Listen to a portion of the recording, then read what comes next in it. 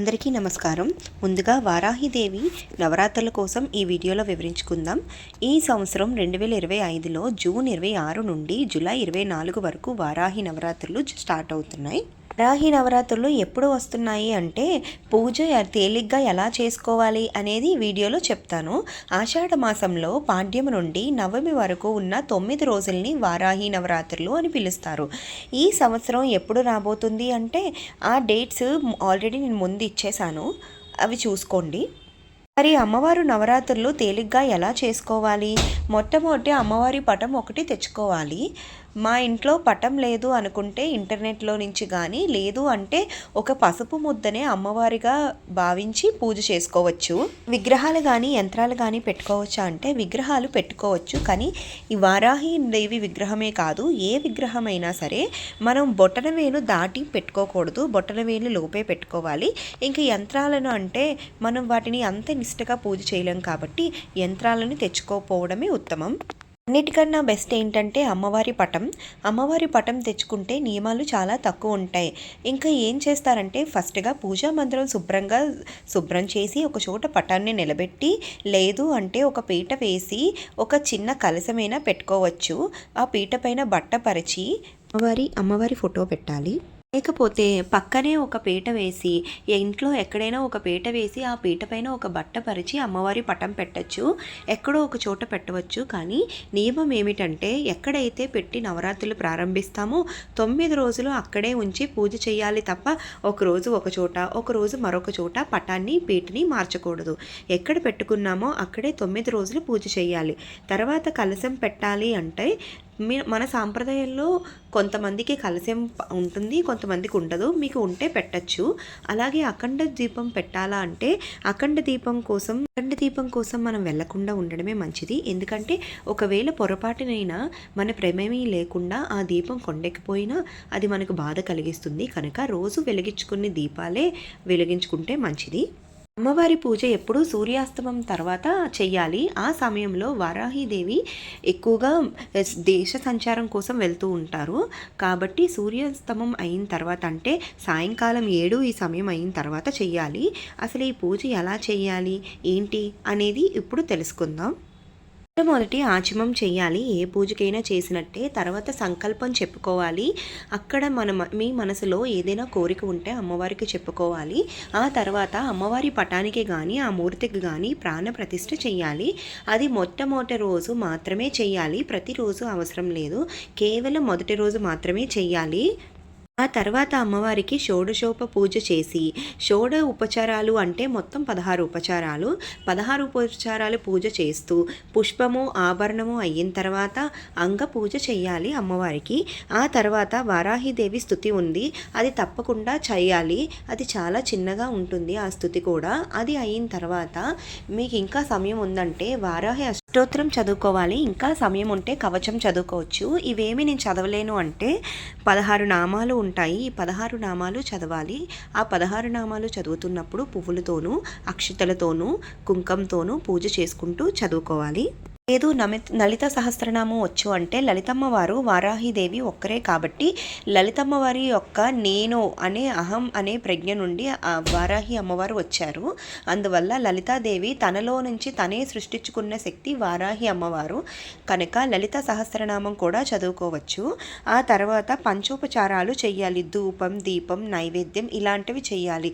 ధూపం అమ్మవారికి చాలా ప్రీతిమైనది. అందువల్ల రోజు సాంబ్రాణి పొగ లాంటిది తీసుకొని అమ్మవారికి వెయ్యాలి.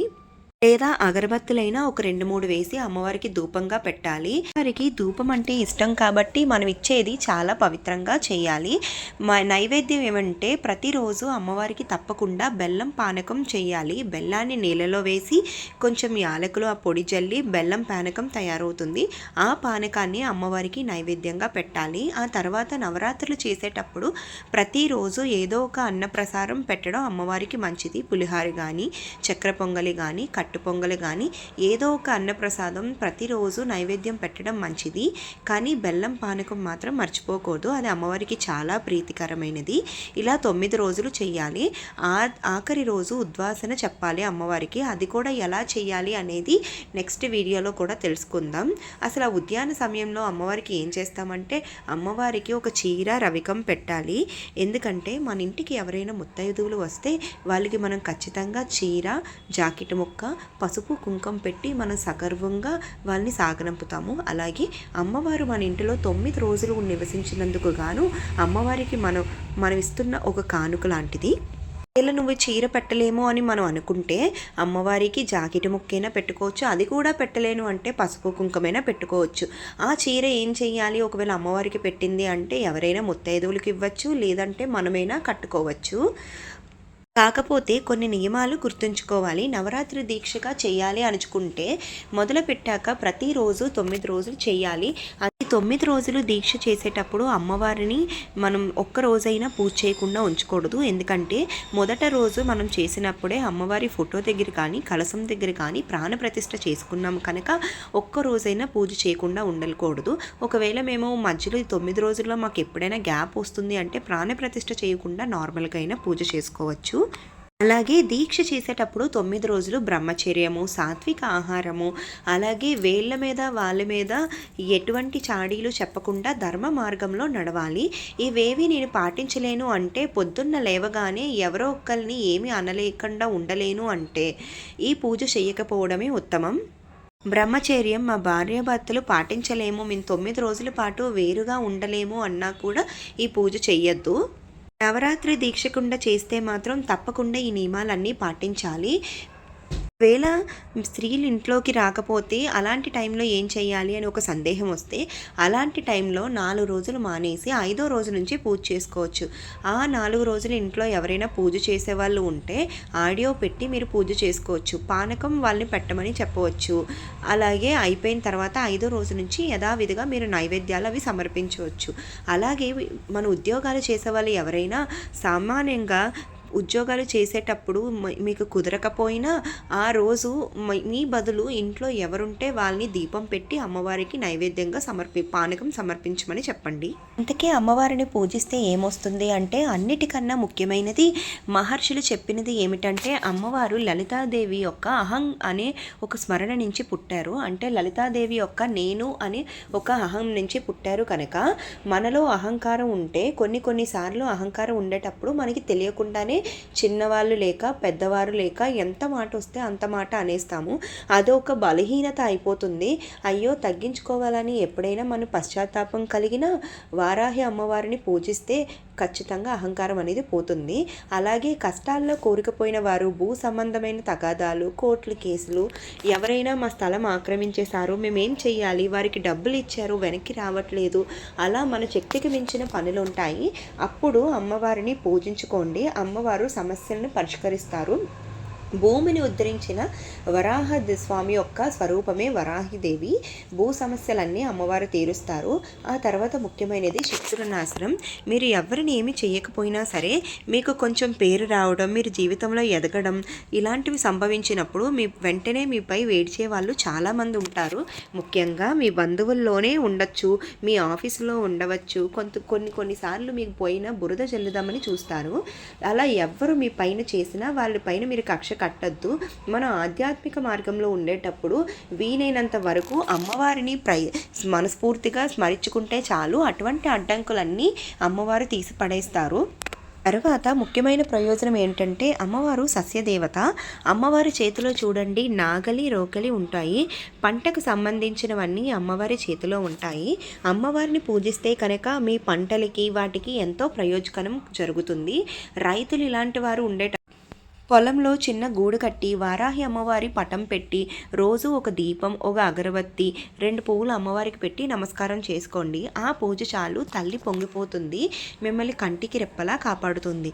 తర్వాత ఇంకొక ప్రయోజనం ఏమిటంటే దుష్ట ప్రయోగాలు ఎవరైనా చేశారు అని మీకు అనిపించినప్పుడు సామాన్యంగా మనం ఏం చేస్తామంటే వేళ్ళు లక్షలు తగిలేస్తాము. ఇలాంటివి ఏమీ చేయకుండా వారాహి అమ్మవారిని పూజించండి. వారాహి అమ్మవారిని పూజిస్తే ఆవిడ దండన అర్హత దేవత. ఆవిడ లలితాదేవికి సైన్యాధ్యక్షురాలు. అలాంటి పనులు చేస్తే ఆమె గట్టిగా చూసుకుంటారు. అమ్మవారి పూజ శ్రద్ధగా చేసినట్టయితే ఏ దృష్టి శక్తి మమ్మల్ని ఏమీ చేయలేదు. ఇంకొక ప్రయోజనం ఏమిటంటే ఆరోగ్యం అభివృద్ధి. కొన్నిసార్లు మనకి డాక్టర్లకి చిక్కని కొన్ని వ్యాధులు ఉంటాయి. ఆ వ్యాధులు అమ్మవారి దయ వల్ల వెంటనే తగ్గిపోతాయి.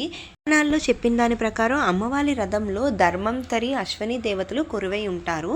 మరి వాళ్ళందరూ అమ్మవారి రథంలో ఉండేటప్పుడు అమ్మవారి పరివాహంలో వారు మనం శ్రద్ధగా పూజ చేయగలిగినట్టయితే అటువంటి నుంచి అమ్మవారు బయటపడేస్తారు. ఇవన్నీ చెప్తున్నాం కదా, అవన్నీ కోరికల చిట్టా పక్కన పెట్టుకొని చదువుతూ అష్టోత్తరం పూజ చేయకండి. ఏ పూజ చేయాలన్నా ముందు ప్రయోజనం కలుగుతుందని మహర్షులు చెప్పారు అంటే దాని అర్థం అవి భక్తిగా చేస్తే ప్రయోజనం కలుగుతుందని. ఆ ప్రయోజనం కోసం పూజ చేయకూడదు. అమ్మ ప్రేమ కోసం పూజ చేయాలి. అమ్మ నీ దయ కావాలి, నీ ప్రేమ కావాలి, నీ అనుగ్రహం కావాలి అని పూజ చేయాలి. అనుగ్రహంతో కిందటి సంవత్సరం చేసుకున్నాను తల్లి, ఇప్పుడు కూడా నిన్ను చేసుకుంటాను అంటూ ప్రేమతో చేసుకోవాలి. అంతేకాని కోరికల చిట్టా పెట్టుకొని చేయకూడదు. మనం శ్రద్ధగా పూజ చేస్తే మన కర్మను ఎలా కలిగించాలో, ఏ కోరిక తీరిస్తే మనకి మంచి జరుగుతుందో, ఏది తీర్చకూడదో అవన్నీ అమ్మవారికి తెలుసు. ఆవిడపై భక్తితో ప్రేమతో పూజ చేయండి. నాకు తెలిసిన విషయాలన్నీ అమ్మవారి కోసం వివరించాను. ఏమైనా తప్పులు ఉంటే మన్నించండి. అలాగే ఇలాంటి మరికొంచెం ఇన్ఫర్మేషన్ కోసం మా ఛానల్ని ఇప్పుడే సబ్స్క్రైబ్ చేసుకోండి, లైక్ చేయండి, బెల్ ఐకాన్ని క్లిక్ చేయండి. అలాగే కామెంట్ బాక్స్లో ఓం శ్రీ వారాహి మాతయే నమః అని ఒక చిన్న కామెంట్ చేయండి. Thank you for watching.